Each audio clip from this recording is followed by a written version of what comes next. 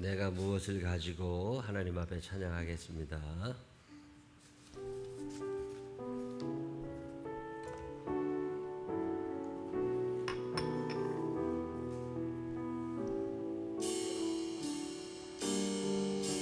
내가 무엇을 가지고 여호와 앞에 나가며 높으신 하나님께 경배할까. 사랑아, 주께서 선한 것을 보이셨나니 여호와께서 내게 구하시는 것을 공의를 행하고 인자를 사랑하며 겸손히 내 하나님과 함께 가는 것이라. 내가 천천의 수양과 번제를 주께 드릴까. 내 몸의 열매로서 주께 바칠까. 사람아, 주께서 선한 것을 보이셨나니 여호와께서 내게 구하시는 것을 공의를 행하고 인자를 사랑하며 겸손히 내 하나님과 함께 가는 것이라. 이 시간 다 같이 하나님께 기도하겠습니다. 한 주간 동안 살면서 지은 죄가 생각나거든 용서해 주시라고, 그리고 오늘 예배가 하나님 앞에 드려지기를, 또 감사한 게 있으면 감사하다고 간절한 마음으로 하나님께 기도하신 후에 우리 이만수 장로님 대표로 기도하겠습니다. 기도하겠습니다. 사랑이 많으신 아버지 하나님, 감사합니다. 주님의 은혜와 사랑 안에 한 주간을 살다가 오늘도 주님 앞에 나옵니다. 어려운 시대, 혼란의 시대, 모든 책임이 교회에 있는 것처럼 보도되는 시대를 살지만 심지가 굳은 사람들이 되게 하여 주시옵시고, 다시 한번 하나님의 뜻을 생각하게 하여 주시옵시고, 이러한 삶 속에서도 하나님의 영광을 드러내며 살아가는 살아있는 신앙인들이 되게 하여 주시옵소서. 기죽어 살지 않게 하여 주시옵시고, 담대하게 하여 주시옵시고, 넉넉함 속에 구제와 선교를 통하여 하나님의 영광을 또 드러낼 수 있는 우리 되게 하여 주시옵시고, 혹시나 우리가 한 주간 살면서 주의 영광 가린 것 있으면 용서하여 주시길 원합니다. 감사할 제목이 그토록 많았건만 감사하지 못하고 살았던 죄들도 용서하시고 우리의 예배를 받아 주시옵소서.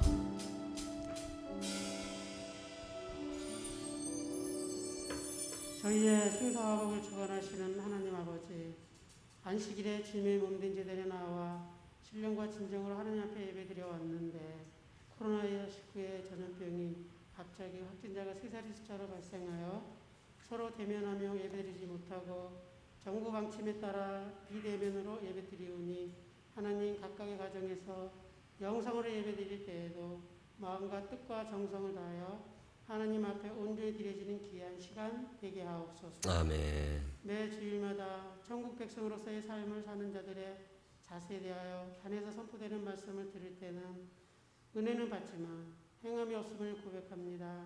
이웃을 사랑하고 섬기며 이해하고 감싸며 살고자 했지만 저희의 고정관념과 사고방식으로 인하여 이웃을 미워하고 시기하고 질투하며 원망하고 불평하며 판단하고 정죄했음이 더 많았습니다.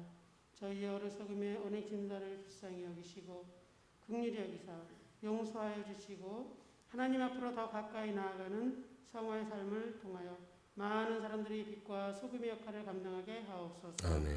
하나님, 우리 대한민국을 지금까지 사랑하고 보호해 주셔서 내세울 만한 스펙이 없는 이 땅을 세계 경제대국의 반열에 세워주심으로 살기 좋은 나라로 만들어주심에 감사합니다. 아멘.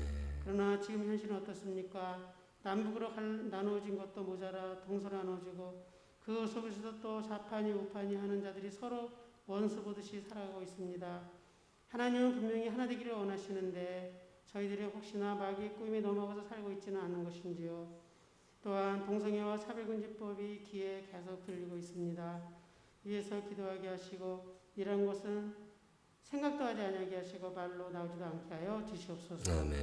대통령을 비롯한 유정자들, 공직자 그리고 각 부서의 수장들에게 지혜와 명철함을 주셔서 애국 애족하는 마음으로 이 나라의 민족을 지리하게 하시어 모든 분야에서 하나님 보시기에 좋아 보이는 방향으로 나아가게 하옵소서. 아멘. 뭉치면 살고 뒤지면 죽는다. 두 겹줄은 끊어지지만 세 겹줄은 끊어지지 않는다. 이런 의칭을 우리는 많은 들어왔지만 과연 우리가 한국교회가 한 몫이 내도록 아버지 하나님 각 교단 대표들에게 힘과 용기와 단대함을 허락하여 주옵소서. 아멘. 코로나19 전염병과 수해로 또한 폭염으로 인하여 힘든 자들이 너무 많이 발생하고 있습니다. 하나님, 이들을 아버지 불쌍하게 분열해 주셔서 치료해 주시고 특히 진료자와 방역자와 그리고 자원봉사들 고생들을 많이 하고 있습니다. 건강 잃지 않고 이 고비를 잘 넘어가게 하옵소서. 아멘. 또한 자영업을 비롯하여 음지에서 하루하루 살아가는 자들에게 희망과 소망을 주시어 이 또한 지나갈 것을 분명히 믿고 잘 이겨나가게 하옵소서.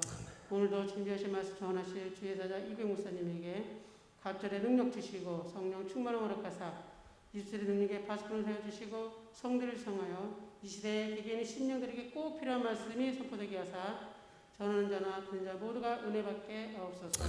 그 선포된 말씀이 우리 머리에 입력되게 하시고 가슴에 새겨져서 살아가는 데 삶에 적용되게 하옵소서.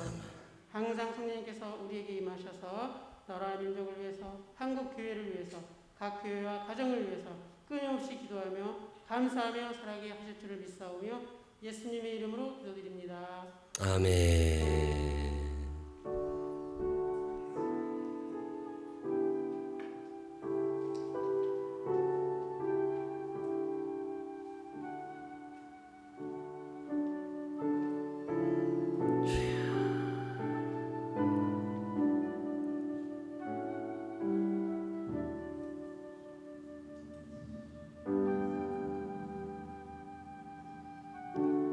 사도신경으로 신앙 고백하겠습니다.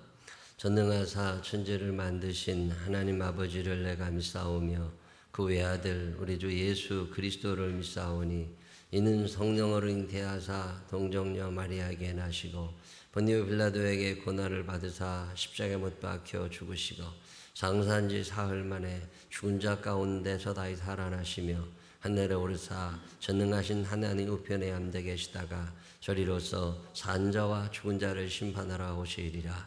성령을 믿사오며 거룩한 공회와 성도가 서로 교통하는 것과 죄를 사해 주시는 것과 몸이 다시 사는 것과 영원히 사는 것을 믿사옵나이다. 아멘. 다 같이 일어서셔서 36장 찬양 하나님 앞에 올리겠습니다.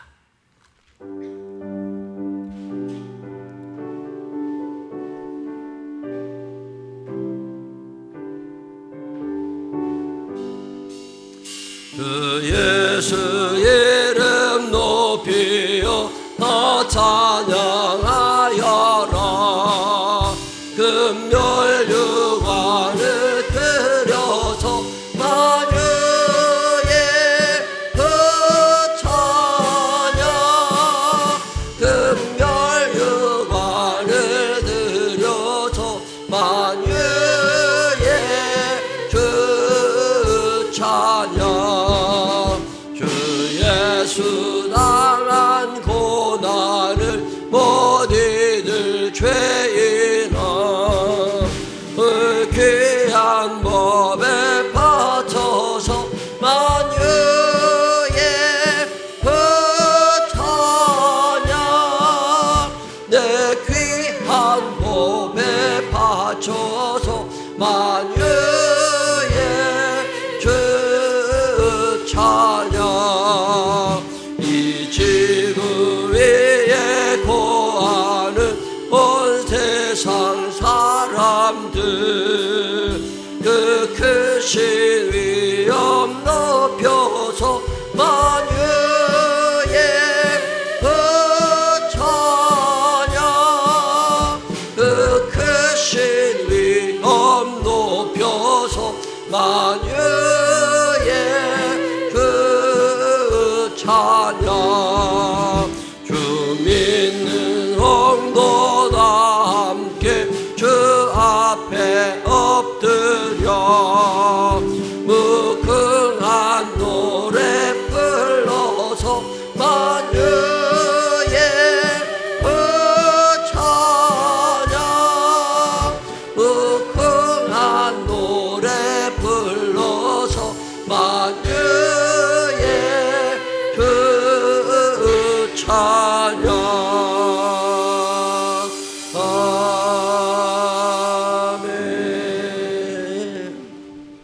자리에 앉으시기 바랍니다. 교회 소식 몇 가지 알려드릴게요. 2020년도에 성경 한번 읽어야 되겠다 결심들 하시고, 성경 읽지 않으면 믿음 안 자랍니다. 매일마다 3장 혹은 5장씩 꾸준히 읽어가시다 보면 1년이면 성경 다 읽습니다.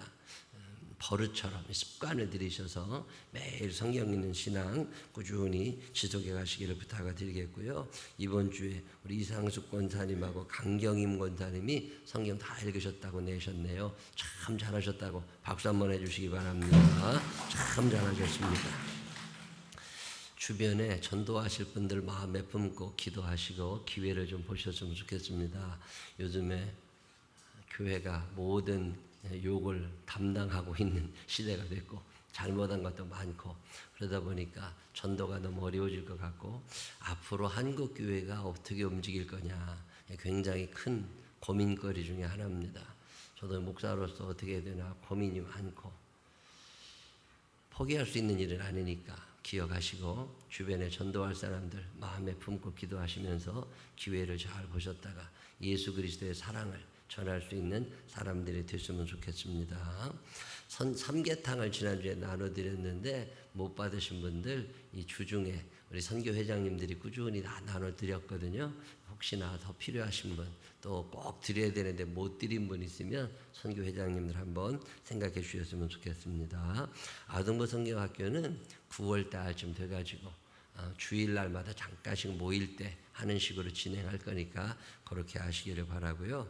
주중에 10명 미만의 모임과 또 온라인을 통한 교제를 이어가시면 좋겠습니다. 정부 방침에 따라서 많이 모일 수는 없지만 이렇게 끊임없이 교제를 이어가셨으면 좋겠고요. 이원계 목사님 가정은 이번 주 금요일 날 캄보디아로 다시 돌아가십니다. 또 가서 잘 하시라고 기도해 주시기를 바랍니다. 우리 김지혜 집사님 아버지가 많이 아프셔서 병원에 입원해 계신 중에 있는데 기도를 부탁합니다. 오래되셨어요. 그래서 지난주부터 계속 병원에 호출당해서 집사님이 갔다 왔다 하고 있는 중인데 하여튼 기억하시고 기도해 주시고, 또 한성옥 권사님께서 병 때문에 병원에 왔다 갔다 하시고 검사도 받고 하셨는데 경찰병원에서는 유방암 2기 말이나 3기 초쯤 될 것 같다. 그래서 아산병원으로 옮겨서 어제 그저께 저도 병원에 가서 기도해드리고 왔는데 치료를 이제 어떻게 할 건지 의논 중에 있습니다. 기억하시고 지혜 주셔서 완치가 되고 건강하게 또 열심히 사실 수 있도록 권사님 위해서 기도해 주시기를 부탁을 드리겠습니다.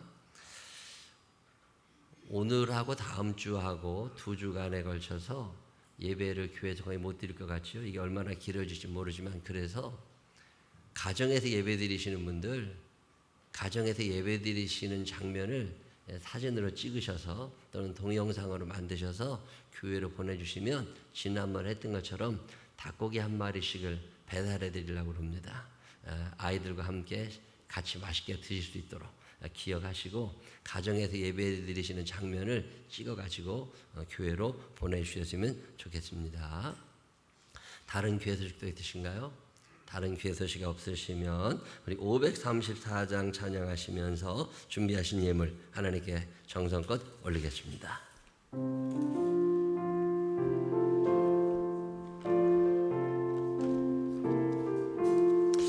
주님 찾아오셨네 보시오 들이세 가시관을 쓰셨네 보시오 들이세 우리 죄를 속하려 십자가를 지셨네 받은 고난 그 사랑 무엇이요 들이세 보라 성자 오셨네 무엇이요 들이세 영광 중에 계신 주 무엇이요 들이세 헛된 교만 버리고 우리 구주 모시오 영원 복락 누리세 모시오 들이세 겸손한 자 찾도다 모시오 들이세 하늘에서 부르네 모시오 들이세 좋은 자리 드리고 주실 은혜 구하세 하늘나라 세우세 모시오 들이세 주여 내가 믿으니 오소서 오소서 주여 환영하오니 오소서 오소서 생명길로 이끄사 슬픔 위로하시고 진리 알게 하소서 오소서 오소서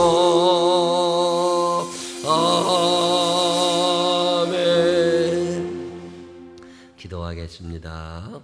하나님 아버지 감사합니다. 복잡한 시대를 살지만 하나님의 자녀임을 잊지 않게 하여 주시옵시고 어디에 있든지 하나님의 사람다운 생각, 하나님의 사람다운 행동 속에서 주의 영광을 드러낼 수 있는 우리들 되게 하여 주옵소서. 연양함을 하시는 주께서 도와주시고 성령님 초대하고 환영하오니 늘 함께하여 주시어서 흔들리지 않는 믿음으로 심지가 굳은 사람들답게 선한 영향력을 나타내며 살아갈 수 있는 당신의 백성들이 되게 하여 주옵소서. 그리 살지 못한 날들의 죄를 생각하며 속죄의 예물을 또 함께 하시는 은혜를 감사하며 감사의 예물을 11조의 예물을 소원 예물을 하나님 앞에 드립니다. 일일이 기억하여 주시옵시고 우리의 삶의 모양이 예수 그리스도를 점점 닮아가게 하여 주옵소서. 축복하실 주님을 찬양합니다. 예수님 거룩하신 이름으로 기도드렸습니다. 아멘. 오늘 우리에게 주시는 하나님 말씀 로마서 12장 2절입니다. 다 같이 일어서셔서 하나님의 말씀 김기수 장로님과 함께 읽겠습니다. 다 함께 봉독하겠습니다. 너희는 이 세대를 본받지 말고 오직 마음을 새롭게 함으로 변화를 받아 하나님의 선하시고 기뻐하시고 온전하신 뜻이 무엇인지 분별하도록 하라. 아멘. 오늘은 찬양하지 말고 찬양도 하지 말라고 자꾸 그러니까 찬양 하나라도 하지 말고 오늘도 하나님의 저를 찾은 이들과 또 가정에서 예배드리시는 모든 분들을 위해 살아계신 하나님의 은혜가 함께 하시기를 주님의 이름으로 축원합니다. 참 혼란스러운 시대를 살고 있습니다. 믿는다고 하는데 교회 다닌다고 하는데 왜 저럴까? 또 교회 다니지 않는 사람들 우리와 너무 기준이 다른 삶을 살다 보니까 혼란스러울 때가 너무 많습니다. 그러다 보니까 믿는 우리들도 확신이 안 설 때가 있어요. 이거 내가 제대로 하고 있나? 이거 내가 틀린 거 아니야? 이런 생각이 들 때가 불현듯 있습니다. 오늘 이 시대를 다원주의 시대라고 표현하잖아요. 다원주의라고 하는 말은 뭐냐면 으뜸되는 게 여럿이 있다 그 말이에요. 쉬운 말로 표현하면 공동 1등의 시대예요. 옛날에는 1등이 한 명이었습니다. 금메달 한 사람. 근데 지금은 금메달이 100명, 1000명, 10,000명이 된 거예요. 틀린 사람이 하나도 없어. 나는 나대로 맞고 너는 너대로 맞고, 이게 다원주의 시대입니다.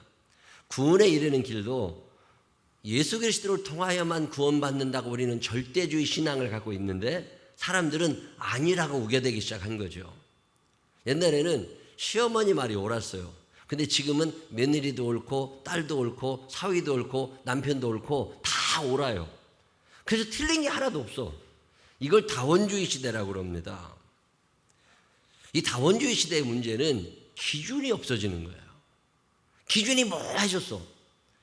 우리가 학교 다닐 때 교복 입었잖아요. 똑같은 가방 들고 통일에다 돼 있었던 통일성의 시대입니다. 교복도 입었고 머리 길이도 똑같아. 근데 지금은 통일성이 아니라 다양성의 시대예요. 다 인정을 해주는 시대. 그러다 보니까 기준이 사라져버려가지고 어떻게 해야 될지 혼란스러울 때가 너무 많습니다. 과거에는 공부 잘하는 몇 명이 공부 못하는 사람들을 지배하는 구조였습니다. 가진 소수가 없는 다수를 지배하던 구조예요. 권력도 마찬가지고 재력도 마찬가지고 모든 게 다 그랬었죠. 근데 지금은 전혀 그렇지 않습니다. 없는 다수가 있는 소수를 지배할 수도 있고, 무지한 다수가 유식한 소수를, 미래를 내다볼 줄 아는 소수를 지배할 수 있는 시대가 다원주의 시대예요. 지난주에 뉴스를 보다가 제가 깜짝 놀래고, 이거 나 이 나라를 떠나야 되나 싶을 때가 덜어 있는 게, 중학교 아이가 나 아무래도 동성연애자인 것 같아, 이런 얘기를 한 거예요. 자기는 이성에 대해서 끌리는 감정보다는 동성에 대해서 끌리는 감정이 더 크다. 그러니 나 동성연애자 아니야? 이런 생각이 들면서 나 동성연애자인 것 같아 라고 말을 했어요. 자, 우리 시대에도 그런 아이들이 많았습니다. 남자인데 여자같이 생긴 애들도 있었고, 여자인데 남성스러운 아이들도 있었다고. 그래도 다 같이 어울려 살면서 틀린 건 틀렸다고 하고 아닌 건 아니라고 하고 선생님한테 가도 혼나고 엄마한테 가도 혼나고 그러면서 만들어져 가다 보니까 동성연애자인 줄 알았던 애가 결혼해가지고 잘 사는 사람들이 얼마나 많아요. 근데 지금은 그렇지 않다는 거예요. 얘가 나 동성연애자인 것 같아 라고 말하는 순간 그 아이는 동성연애자가 돼버립니다. 그를 그렇게 인정을 해주라는 거예요. 성상담하는 사람들이 나와가지고 얘는 동성연애자로 길러야 된다는 거예요. 자, 여러분의 아들, 딸이 그렇게 된다면 충격에 빠지지 않겠습니까? 여러분의 손자나 손녀가 이미 중학교 때 얘는 동성연애 성향이 강하니 그렇게 인정을 해줘야 됩니다. 왕따시키면 안 됩니다. 이게 지금 대한민국이 돼버린 거죠. 그런 일을 겪고 있는 아이도 걱정스럽지만 우리 아들이, 우리 딸이 동성연애자로 살겠다고 선언을 할 때 여러분의 마음이 어떻게 했느냐는 거예요. 이걸 다 인정해 주라는 거예요. 이제는 틀린 건 아무것도 없으니까. 이게 참 어떻게 받아들여야 되나. 여러분 8월 15일 광복절날 광복절 행사 영상 보셨습니까? 텔레비에 여러 사람이 나와서 광복회장로 나와서 얘기하고 했다는 거기에 대한민국이라는 이름이 사라진 거 보셨어요? 옆에 우리나라라고 써 있더라고. 우리는 대한민국은 민주공화국이다 이러고 배웠거든요. 근데 이제는 대한민국이 아닌 거야. 우리나라야. 이게 언제 이렇게 됐지? 참 적응하기가 어려운 시대를, 뭔가 기준이 사라진 시대를 오늘 우리가 사라져가고 있습니다. 사회윤리, 개인 도덕성의 문제, 공공질서의 문제, 회사생활, 교회생활, 가정생활, 틀린 사람이 아무도 없다 보니까 뭐라고 말을 할 수가 없는 거예요. 자, 이럴 때 천국 백성인 우리들은 도대체 어떻게 살아가야 될까?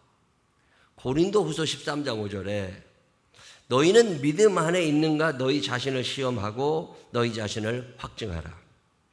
예수 그리스도께서 너희 안에 계신 줄을 너희가 스스로 알지 못하느냐? 그렇지 않으면 너희는 버림받은 자니라.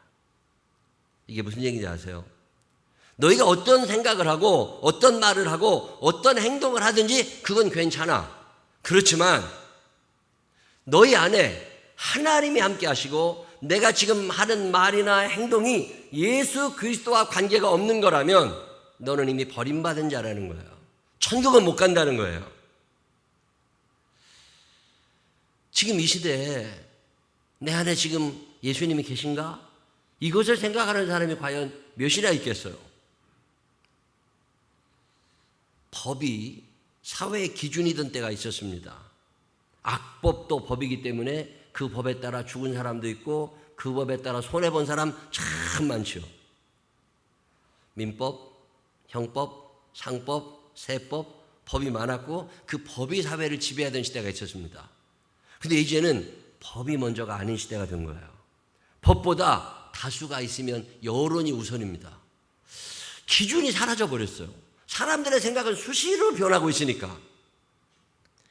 가정에서도 어떤 전통, 부모님의 가르침, 어떤 관습, 어떤 경험 이런 게 있었거든요. 근데 이게 통하지 않는 시대인 거예요. 회사에도 어떤 사칙이라는 게 있었고 학교에는 학칙이라는 게 있었어요.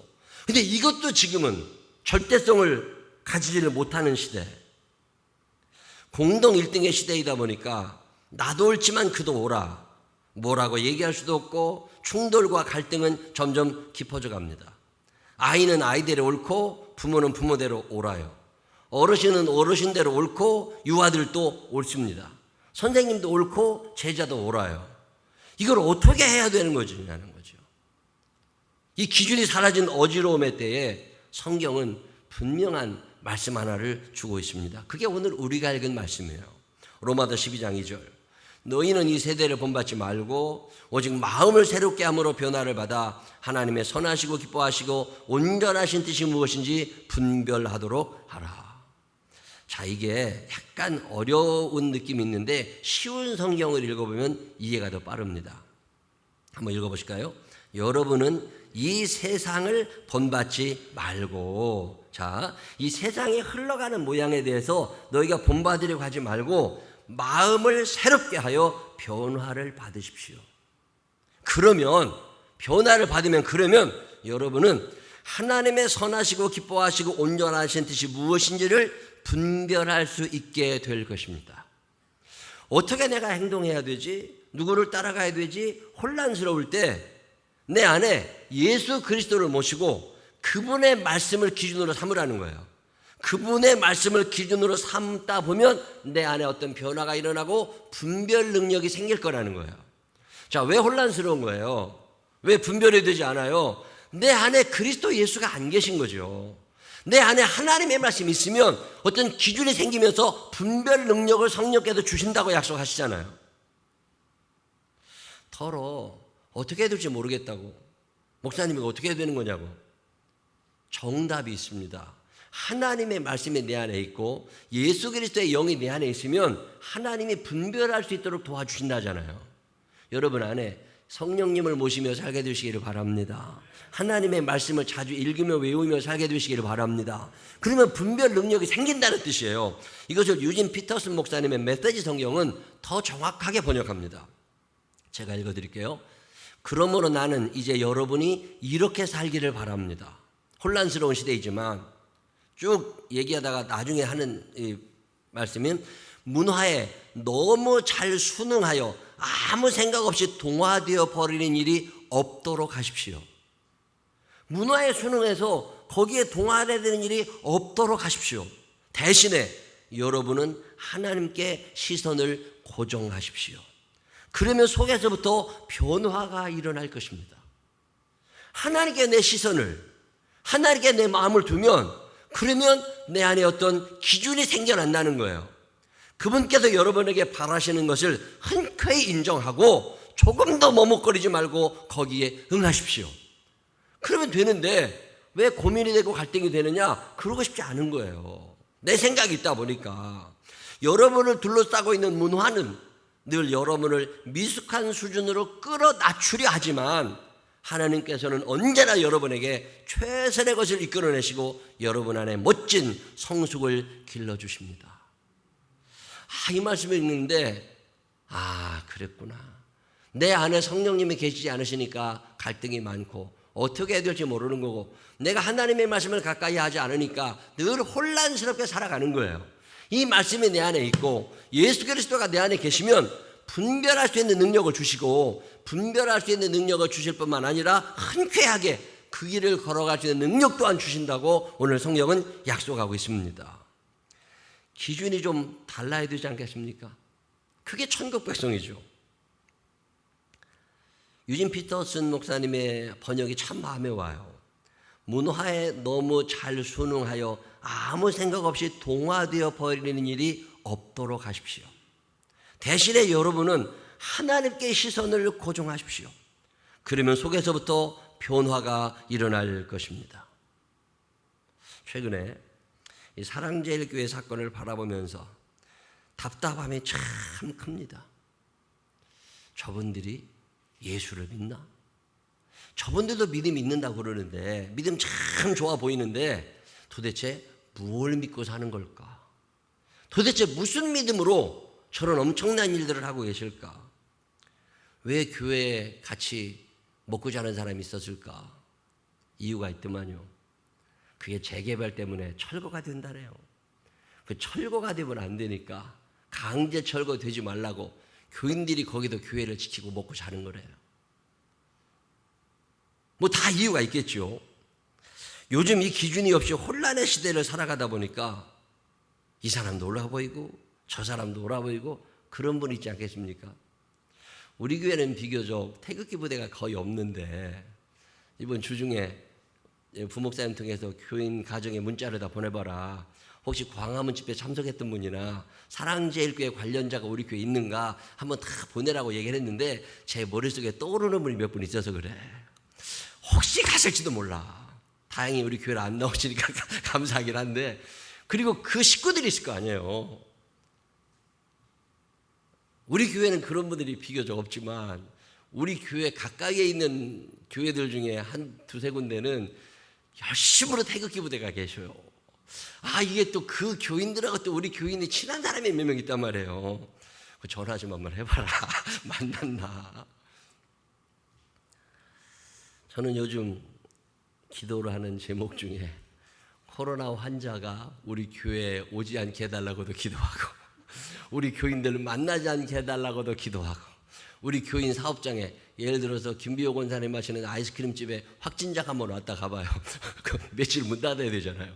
그런 일 안 일어나게 해달라고 기도하고, 기도 제목이 점점 늘어납니다. 자, 사랑제일교회 교인들은 믿음이 없는 건가요? 믿음이 있어요. 근데 왜 그럴까요? 오늘 그런 얘기를 좀 해드리려고 그래요. 천국 백성들에게 하나님을 아버지라고 고백하는 모든 이들에게 삶의 기준이 하나 있습니다. 그 기준은 이 성경이에요. 요한의 실내 목사님이 우리에게는 기준이 네 가지가 있다. 전통 무시하면 안 된다. 경험, 개인의 경험 무시하지 말아라. 이성적 판단 무시하지 말아라. 이야기를 하면서 또 하나 기준으로 얘기하고 있는 게 성경입니다. 자, 그러면 성경과 이성과 경험과 전통이 충돌을 일으킬 때가 있겠죠. 내 경험으로는 이게 옳은 것 같은데 성경은 그렇게 말하지 않아요. 그동안 우리가 살아왔던 방식대로 보면 이게 옳은 것 같은데 내가 이성적으로 좀 혼돈이 일어나요. 이렇게 충돌이 일어날 때 그때는 어떻게 해야 되느냐고 물었을 때 웨슬리 목사님은 정확한 답을 얘기해 줍니다. 걱정하지 말고, 그 갈등이 일어났을 때는 전통도 경험도 이성도 성경보다 앞설 수는 없다. 기록된 하나님의 말씀이 우리 삶의 기준이 되는 거다. 시편 119편 9절, 청년이 무엇으로 그의 행실을 깨끗하게 하리까? 주의 말씀만 지킬 따름이니이다. 하나님의 말씀이 제일이라는 거죠. 시편 119편 96절, 내가 보니 모든 완전한 것이 다 끝이 있어도, 굉장히 훌륭하다는 사람들의 지혜도 끝나고 엄청나게 굉장했던 것도 다 지나가는데 주의 계명들은 심히 넓으니이다. 하나님의 말씀보다 앞서는 것이 없고 정확한 것이 없더라는 거예요. 그래도 그가 뭐라고 고백합니까? 105절에 주의 말씀은 내 발의 등이요 내 길의 빛이니이다. 나는 이 말씀만을 기준으로 살아가겠습니다. 하나님의 말씀에 대해서 제일 정확하게 나와 있다는 디모데후서 3장 14절로 17절, 제가 시간이 많이 지나가니까 유진 피터슨의 메시지 성경으로 잠깐 읽어드릴게요. 그리스도 예수를 믿는 믿음으로 말미암아 구원에 이르는 길을 보여주는 것은 오직 기록된 하나님의 말씀 외에는 없습니다. 성경의 모든 부분에는 하나님의 숨결이 깃들여 있어 모든 면에서 유익합니다. 우리에게 진리를 보여주고 우리의 반역을 드러내며 우리의 실수를 바로잡아주고 우리를 훈련시켜 하나님의 방식대로 살게 합니다. 우리는 말씀을 통해 온전해지며 우리를 위해 마련하신 일을 이루어 가게 됩니다. 자, 여러분의 기준이 하나님의 말씀이었다면, 그래서 성경을 읽으라고, 성경 말씀을 묵상하고 외우라고 갈등이 없어지거든요. 성경을 해석할 때 중요한 원칙 하나가 있습니다. 성경에 전체적으로 흐르는 큰 주제가 있어요. 제가 느끼기는 그게 하나님 사랑, 이웃 사랑입니다. 예수님께서 분명히 말씀하셨던 것처럼 하나님 사랑, 이웃 사랑이라고 하는 큰 물줄기 안에서 모든 성경을 해석하면 맞습니다. 근데 하나님 사랑, 이웃 사랑에 사라져버리고 자기 사랑이 들어가게 되면, 내 욕심이 들어가게 되면 그때부터 이단이 되는 거고, 그때부터 사회적인 무리를 일으키기 시작하고, 그때부터 교회가 욕을 먹기 시작하는 거예요. 신천지, 박태선, 이장님, 이재록, 김기동 다 훌륭했던 분들입니다. 근데 살아가면서 육신의 정욕과 안목의 정욕과 이생의 자랑에 빠져가기 시작하니까 하나님 말씀이 곧 무시해도 되는 그런 낮은 것이 됐고 자기 이야기가 살아나기 시작한 거예요. 그것을 영적인 교만이라고 그럽니다. 교만해지게 되면 하나님의 말씀이 눈에 들어오질 않아요. 지금 우리는 대한민국 역사 이래로 교회에 집합 금지 명령이 내려진 상황에서 예배를 드리고 있습니다. 비대면 예배, 들어도 못한 얘기죠. 자, 이걸 어떻게 받아들여야 되냐? 앞으로 교회가 과연 생존할 수 있을까? 코로나 사태 이후에 교회가 어떻게 될까? 자, 대한민국 정부가 다 잘하고 있느냐? 그렇지 않겠죠. 사람은 실수가 있는 거니까 아무리 똑똑해도. 코로나가 처음 생겼을 때 해외 언론에서, 그리고 제가 가까이 지내는 꽤 똑똑하다는 사람들은 대부분 연말 이전에 안 끝난다고 그랬어요. 근데 대한민국은 대통령부터 나와가지고 곧 끝납니다. 일주일만 참아주세요. 2주일만 지나면 됩니다. 이런 얘기를 여러 번 했습니다. 우리는 단기로 대응을 했는데 이것은 장기적으로 해결해야 될, 출발점부터 달라진 거죠. 출발부터 들렸던 거죠. 자, 혼란이 점점 가중됩니다. 그렇다고 해서 정부를 욕만 할 수 있느냐? 아니라는 거예요. 저는 그럴 때마다 로마서 13장을 생각합니다. 로마서 13장 1절로 5절에 보면 정부와 우리 관계를 정확하게 이야기합니다. 1절, 쉬운 성경을 읽으면 이렇게 됩니다. 로마서 13장 1절, 누구든지 국가의 권세 잡은 사람들에게 복종하십시오. 하나님께서 세우시지 않은 권세는 없습니다. 세상에 있는 권세는 다 하나님께로부터 나왔습니다. 그러므로 그 권세를 거스리는 것은 권세를 세우신 하나님을 거스리는 것과 같습니다. 그런 사람은 심판을 받게 될 것입니다. 의로운 일을 하는 사람에게는 통치자들이 두려움의 대상이 아니지만 악한 일을 행한 사람에게는 두려움의 대상입니다. 권세 잡은 사람을 두려워하지 않고 싶습니까? 그렇다면 의로운 일을 행하십시오. 그러면 그에게 칭찬을 받을 것입니다. 통치자는 여러분에게 유익을 주기 위해 일하는 하나님의 일꾼입니다. 그러니 여러분이 악을 행한다면 두려워하십시오. 그가 공연히 칼을 차고 있는 것이 아닙니다. 그는 하나님의 일꾼으로서 악을 행하는 사람에게 벌을 내리는 하나님의 진노를 집행하는 사람입니다. 그러므로 권세에 복종하십시오. 단지 벌 받을 것이 두려워서가 아니라 양심 때문에 복종해야 합니다. 여러분, 이 말씀이 무슨 말씀인지 아세요? 제가 대통령이 싫어. 내가 장관이 싫어. 교육정책하는 사람은 아주 못마땅해. 마음에 드는 게 하나도 없어. 아주 때려 죽이고 싶어. 그렇다 할지라도 그 권세를 하나님이 주셨구나. 이게 뭔가 하나님의 뜻이겠지라고 하는 믿음으로 일단은 복종을 하라는 거예요. 일단은. 자, 그런데 중요한 말씀이 5절에 있습니다. 그 복종이 하기 싫은데 억지로 하는 것일 수도 있지만 가능하면 자원하는 마음으로 따라 보라는 거예요. 그런데 예외 조항이 하나 있습니다. 국가에서 너희에게 시키는 일이 집합명령이라고 하는 것이 방역에 대한 모든 것들이 내 신앙의 양심에 어긋난다면 강력하게 저항하라는 거예요. 자, 그러면 이런 답이 가능합니다. 방역 지침을 잘 지켜라. 혹은 국가에서 어떤 명령을 내리는 것이 내 신앙의 양심에 어긋날 때 이거를 강력하게 거절할 수 있는 용기가 여러분에게 있느냐는 거예요. 베드로 목사님이 십자가를 지고 거꾸로 매달려 죽은 이야기를 우리가 압니다. 자, 그가 도망갈 수도 있어요. 그가 데모를 일으킬 수도 있습니다.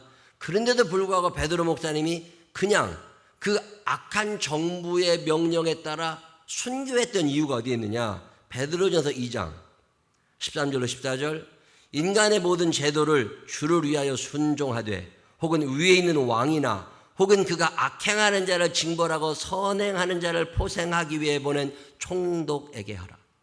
왕의 명령이라면 내가 사형을 당했다면 죽어야지. 왜? 그 왕의 권위를 하나님이 주셨다고 인정을 한다는 거예요. 비록 내가 마음에 안 들어. 나랑은 틀리지만 일단은 순종하는 법을 배우라는 거예요. 바울 목사님도 양아들 디모데에게 편지를 쓰면서 이런 이야기합니다. 2장 1절 그러면 내가 첫째로 권하노니 모든 사람을 위하여 간구와 기도와 도구와 감사를 하되 임금들과 높은 지위에 있는 모든 사람을 위하여 하라. 이는 우리가 모든 경건과 단정함으로 고요하고 편안한 생활을 하려 함이라. 자, 데모를 하러 광화문에 가기 전에 일단 기도하라는 거예요. 내가 저 장관이 마음에 안 들고 저 대통령이 마음에 안 들면 일단 그를 미워하는 마음을 키우지 말고 하나님, 여기 어떤 하나님의 뜻이 있는 게 아닙니까? 내가 너무 요새 억울하고 손해가 많은데 하나님, 나에게 지혜를 좀 주시고 저들이 정신 똑바로 차릴 수 있도록 도와주십시오. 일단 기도로 시작하라는 거예요. 방역 수칙조차 안 지키는데 교회가 인정받을 수 있을까요? 자, 양심에 따라서 하라. 참 귀하게 다가오는 말씀입니다. 우리 교회가 방역 수칙을 잘 지켜야 됩니다.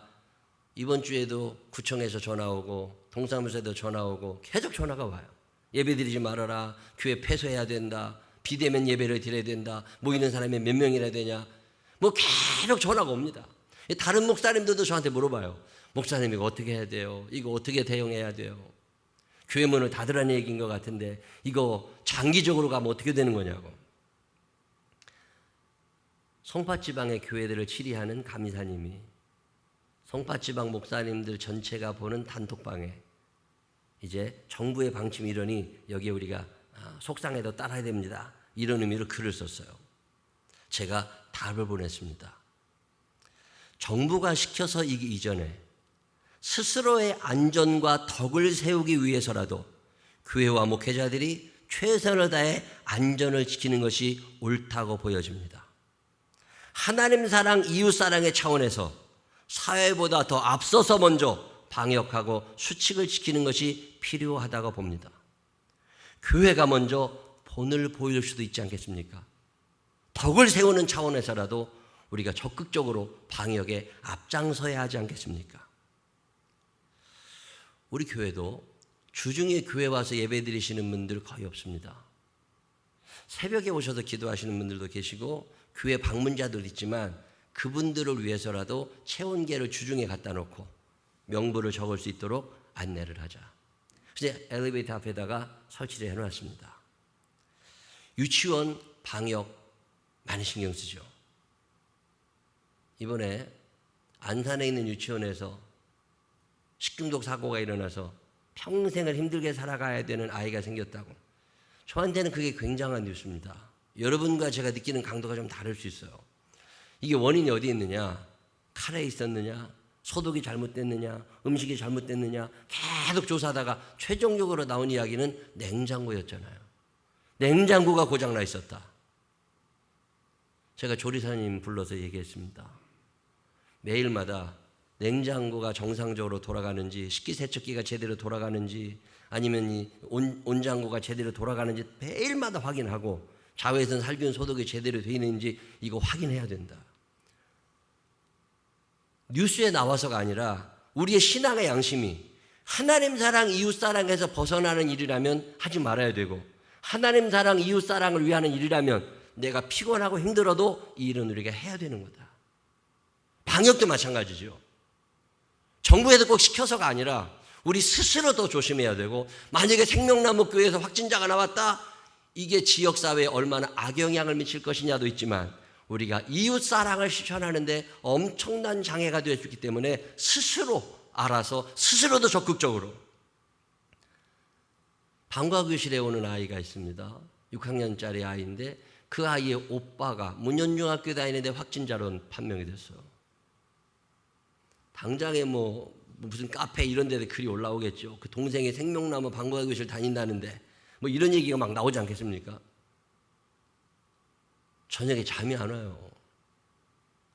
그 아이가 만약에 오빠가 확진자니까 동생도 확진자라면 우리 교회가 당장 유치원에 문제가 생길 수 있잖아요. 밤에 잠이 안 옵니다. 기도가 나오고. 다행히 음성으로 판명이 됐어요. 동시에 방과교실 당분간 하지 말아라. 이거 위험하다. 그리고 아예 원천 차단, 오지 마. 매일마다 방역하고, 저희가 가지고 있는 소독기를 목요일 날인가 지난 업체 의뢰해서 또 한 번 방역을 또 하고. 왜 그래야 돼요? 혹시나 이것이 이웃사랑을 하며 살아가야 되는 우리의 사명, 우리의 일을 방해하는 일이 되지 않도록 스스로 조심하자. 신앙의 양심에 따라서, 정부의 명령에 따라서가 아니라. 마스크를 쓴다는 것이 기분 나쁠 수도 있고 탄압이라고 느껴지는 사람도 있습니다. 집합명령 내리는 거 불쾌해요. 자존심 상하는 일입니다. 그렇지만 내 신앙의 양심에 어긋나는 일이 아니냐면 일단은 순응해보자. 반면에 이것이 하나님을 사랑하고 이웃을 사랑하는 데 도움이 되는 일이라면 우리가 앞장서서 일을 해야 된다. 자, 이번에 뉴스에 나오는 교회들의 특징 알고 계십니까? 예배 후에 꼭 밥을 먹었더만요. 우리 교회는 애찬을 없앴잖아요. 그게 그렇게 중요한 것이긴 하지만 잠시 동안 이걸 절제할 수 없었을까? 또 숙박을 했더만요. 수련회 간다고. 우리 교회가 올해 숙박하는 모든 행사를 취소 미리 하지 않았습니까? 왜 꼭 무리를 일으키면서 칭찬을 혼자 받지만 욕은 단체로 먹잖아요. 모든 교회가. 어제 그저께 태백감리교회 조성정 목사님 통화를 하는데 아이고 식당도 못 가겠다고. 근데 왜 그러냐고 그랬더니 손님이 오셔가지고 식당에 가서 밥을 먹는데 기도를 하셨답니다. 기도를 했더니 식당 주인이 와가지고서 소리를 질러가면서 전광훈이랑 같은 놈이냐고 그러면서 내가 총 있으면 쏴 죽일 거라고. 지금 교회가 그렇게 된 원인이 지금 매스컴에서 어떻게 했다라는 것을 말하기 이전에 우리 스스로 이웃사랑을 실천하지 못하고 산 죄가 있다는 걸 알아야 됩니다. 생명나무 교회가 하나님 사랑, 이웃사랑을 실천하는 데 있어서 방역이 필요하다면 해야죠. 절제가 필요하다면 해야죠. 어떤 손해를 보게 된다면 감당해야죠. 그것이 나중에 하나님의 영광을 위하는 일이 되고 하나님의 사랑을 실천하는 일이라면 우리가 이거 자원해서 해야죠. 왜 억울한 마음으로 분노만 하고 있을까? 참 답답할 때가 있어.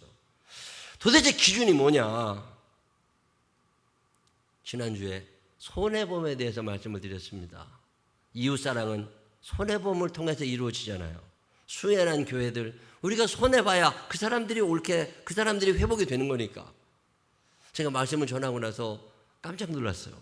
전 제가 그렇게 설교를 잘하는지 몰랐습니다. 갑자기 어떤 할머니 권사님이 나를 찾아오셨어요. 잠깐만 계시라고 그러더니 조그만 봉투에다가 150만 원을 넣어갖고 오셨어요. 목사님, 이거 아들, 딸이 용돈 하라고 준 건데 목사님 말씀을 들으니까 이거 수혜난 교회들에게, 어려움 당한 분들에게 꼭 드려야 될 것 같아서 가져왔습니다. 눈물이 핑 도는 거예요. 어떤 분은 예배 끝나자마자 ATM기에 가가지고 100여만 원을 찾아가지고 재정부에 무명으로 헌금을 하셨다고. 재정부장님이 누군지 아냐고 물어보니까 모르거든요. 오른손이 하는 일을 왼손이 모르게 손해보면서 우리가 사랑을 실천해야 된다. 구제통장으로, 교회 통장으로 헌금을 해주신 분이 몇 분 계세요. 참 감사하다. 수혜난 교회, 생창교회를 비롯해가지고 지원금을 조금씩 더 드리고, 우리 부목사님들 통해서, 부목사님들 친구들이 다 어려운 교회들을 담당하고 있으니까 그런 교회들의 수혜나 있는 교회를 좀 알아보라고 그랬더니 금방 연락이 와요.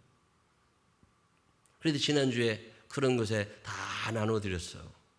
우리 교인들 중에 생활이 어려움을 겪고 있으신 분들도 계셔서 그분들에게, 또 어떤 분은 이름까지 정해서 목사님, 제가 이만큼을 헌금했는데 그중에 이만큼은 이분에게 주셨으면 좋겠습니다. 우리 선교회원인데 그분이 생활이 어렵습니다. 참 감사했어요. 이웃을 사랑하며 사는 일에 앞장서야 되는 우리들이잖아요. 그런 일들이 일어날 때 이런 것을 바라보고 계시는 하나님은 얼마나 기뻐하실까. 만약에 우리들 때문에 하나님이 흐뭇해 하신다면, 그러면 우리 잘 살고 있는 거잖아요. 어떤 사람들은 자기 나름대로의 기준을 가지고, 자기 나름대로의 믿음을 가지고, 그리고 강하게 살다 보니까 비난의 대상이 어느 날 되었고, 사회에 악한 영향력을 끼치는 사람들이 되었고, 왕따가 되었고, 물론 본인은 영웅인 것처럼 살아갈 수 있지만 하나님의 영광이 가리워지게 되고 이웃사랑을 실천하는데 아주 큰 어려움을 겪을 때가 얼마나 많은지 모릅니다. 믿음이라는 게 뭐냐? 우리는 믿음이 있으니까, 하나님이 지켜줄 것이니까 마스크 벗어도 됩니다. 이게 믿음일까? 우리는 믿음이 있으니까, 하나님이 지켜주시니까 혹시 코로나에 걸려도 아무 문제 없으니까 마음대로 해도 됩니다. 이게 믿음일까? 여러분, 달려오는 차 앞에 서서 하나님, 내가 믿음으로 선포할 테니까 차를 세워주세요. 그리고 앞에서 차를 세워달라고 철길에 올라가서 기도하면 기차가 씁니까? 도대체 무슨 믿음을 가지고 이 세상을 살아가는 걸까? 하나님의 말씀이 내 믿음의 근거가 되고 있을까? QR코드 복잡해요. 체온 측정기 비싼 장비입니다. 그래도 이것이 하나님을 사랑하고 이웃을 사랑하는 일이라면 우리가 한번 감당해보자. 2020년은 큰 변화의 출발점일 수도 있습니다. 앞으로 예수 믿는 사람들의 삶이 어떻게 되어야 이 세상에서 교회가 하나님께서 원하시는 그 길을 바로 실천하며 살아갈 수 있을까? 성경이 말하고 있는 큰 주제는 하나님 사랑, 이웃 사랑입니다. 이 이웃 사랑에서 벗어나 있는 것들에 대해서는 하나님께서 옳다고 이야기하지 않으실 것 같은 거예요. 오늘 로마서 13장도 그 얘기를 하고 있고, 디모데전서 2장 있는 말씀도 그 말씀을 하고 있습니다. 신앙의 양심이 법보다 앞서잖아요. 근데 내 신앙의 양심이 마스크를 쓰는 게 좋겠다. 왜? 내가 마스크를 벗으면 다른 사람들이 불편해 하잖아요. 그러면 마스크를 쓰라는 거예요. 우리가 다 모여서 예배를 드리면 너무 좋지만 그게 이 지역사회에 악 영향을 끼치게 된다면 절제하자는 거예요. 텔레비로 예배 드리면 되니까, 핸드폰으로도 예배 드릴 수 있으니까. 예물을 통장으로 헌금하시는 분들이 점점 늘고 있습니다. 참 감사한 일이잖아요. 하나님을 어떻게 사랑할까? 이웃을 어떻게 사랑하는 것이 하나님의 뜻일까? 우리의 기준은 하나님의 말씀입니다. 이단에 빠지는 거 쉬워요. 자기 고집이 커지고 자기 사랑이 커지면 이단에 빠지게 됩니다.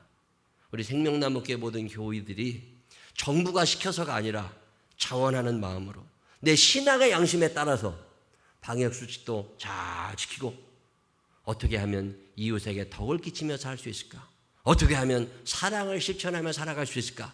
이런 차원에서 이 코로나 시대에 바른 믿음을 가지고 바른 기준을 가지고 바로 서서 비난의 대상이 아니라 칭찬과 존경의 대상이 될 수 있는 우리 모두가 되시기를 주의 이름으로 축원합니다.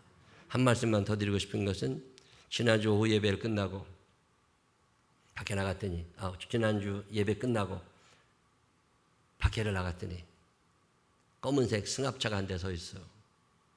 제가 자주 보던 차입니다. 거기 제가 나갔더니 어떤 분이 나왔어요. 그런데 저를 보면서 목사님이시냐고. 그래서 그렇다고 그랬더니 감사하다고. 그래서 왜 그러냐니까 명함을 줘요. 송파경찰서에 있는 경찰관이에요. 순찰을 자주 돌게 되고 보안 담당을 하다 보니까 5단지 어떤 분이 사셔서 감시도 해야 되고 잠복도 해야 되고 그런 일이 있어서 자기 팀원들이 이 파인타운에 자주 온대요.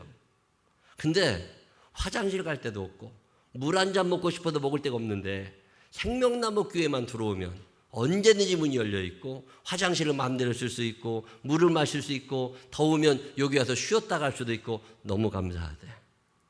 교회들마다 다 문을 잠가 놓는데 생명나무 교회가 문을 열어주셔서 자기들이 일을 하는데 너무 수월하다고. 그러면서 그래요. 자기들만 들어오는 줄 알았더니 택배기사들도 들어오더래요. 택배기사들이 차를 타고 하루 종일 돌아다니면서 화장실을 갈 것도 없는데 이 파인타운 내만 오면 생명나무 교회가 있다. 거기 들어가면 다 해결이 된다. 택배기사들이 우리 교회에 다 들어와요. 그래가지고서 화장실을 쓰고 물을 마시고 그리고 믿음을 가지신 분들은 예배당에 들어와서 기도를 하고 돌아가셔요. 그러면서 그 경찰관이 저를 그렇게 고맙다고, 생명나무 교회 좋다고. 하나님을 사랑하는 일이고 이웃을 사랑하는 일이라면 우리는 불편하죠. 자꾸 사람들이 들어왔다 가면 청소도 더 해야 되니까. 그렇다 할지라도 이것이 이웃을 사랑하는 일이고 하나님의 영광을 베는 일이라고 하면 조금 손해가 나더라도 조금 힘들더라도 감당할 때 하나님의 영광을 받으시고 결국에 박수를 받을 수 있는 일이 아닐까. 어려운 시대를 살아가지만 지혜를 가지고 하나님의 말씀을 기준으로 살면서 끝까지 주의 영광을 드러낼 수 있는 우리 모두가 되시기를 주님의 이름으로 축원합니다. 기도하십시다. 하나님 아버지, 억울한 마음이 있는 사람들도 있습니다. 답답하다는 사람들도 있습니다. 정치는 자기들이 못하면서 다 우리에게 책임을 돌린다는 사람도 있습니다. 그렇다 할지라도 하나님을 사랑하고 이웃을 사랑하는 일이라면 불편을 참아낼 수 있는 우리가 되게 하여 주시옵시고 손해도 보게 하여 주시옵시고 이 코로나 시대도 중요하지만 코로나 이후에 생명나무 교회는 달랐다. 생명나무 교회 교인들은 뭔가 다르더라. 좋은 이미지를 심어줄 수 있는 그런 우리들 되게 하여 주시옵소서. 지혜가 부족하지 않도록 우리를 도와주십시오. 행동이 어색하지 않도록 우리를 자연스럽게 통치하여 주십시오. 하나님의 영광이 우리를 통하여 드러나게 하여 주시옵시고 힘든 삶 속에서도 하나님 사랑, 이웃 사랑의 행진은 이어져 갈 수 있도록 우리를 사용하여 주시옵시고 앞으로도 이 지역에서 많은 칭찬을 받는 우리 교회와 교우들이 되게 하여 주옵소서.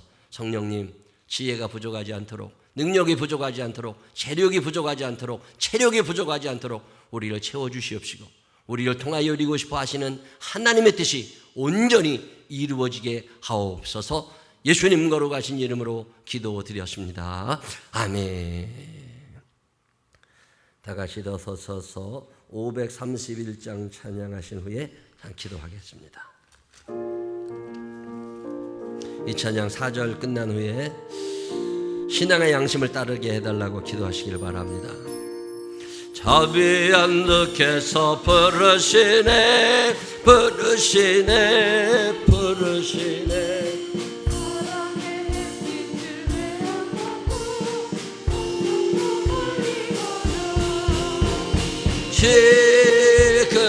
지금 오라 지금 오라 합의한 주께로 지금 건너오라 고달파 지친 자 쉬라시네 쉬라하네 쉬라하네 무거운 힘든 자다 나오라 쉬게 주시리라 지금 지금오라 자비한 주께로 지금 건너오라. 주께서 지금도 기다리네 죄짐을 가지고 다 나오라. 어서 주 앞에 오라. 지금 오라 합의한 주께로 지금 나오라. 주님의 소리를 들어보라. 그 이름 믿는 자 복받으리. 어서 곧 일어나라.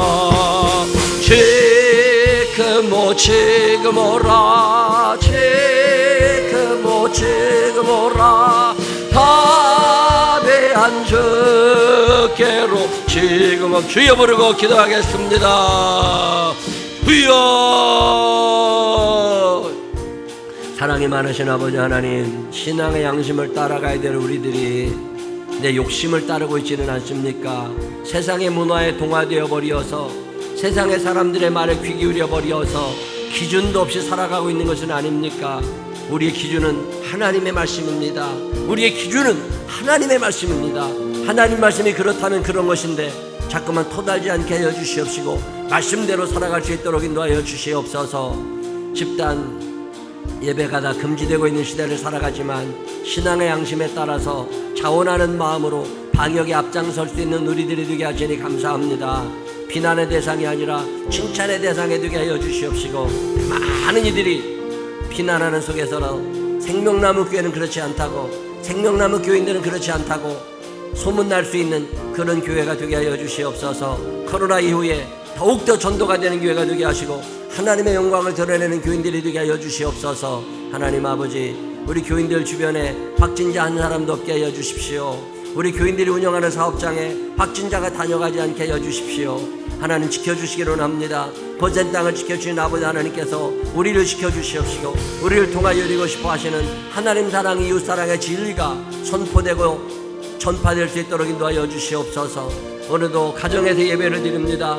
하나님 일일이 기억하여 주시옵시고 우리를 받아 주시옵소서.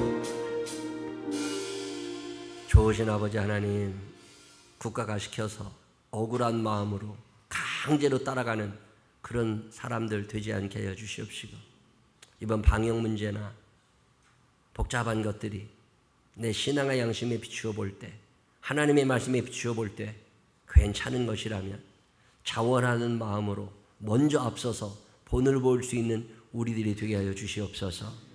세상 사람들에게 비난받고 하나님 앞에 심판받는 어리석은 사람들이 되지 않게 하여 주시옵시고 우리에게 지혜를 주시고 능력을 주시어서 세상보다 앞서서 이 사회 사람들보다 더 높은 기준으로 철저히 방역도 하고 소독도 하고 마스크도 쓰면서 선을 행할 수 있고 사랑을 나눌 수 있는 우리들이 되게 하여 주시옵소서.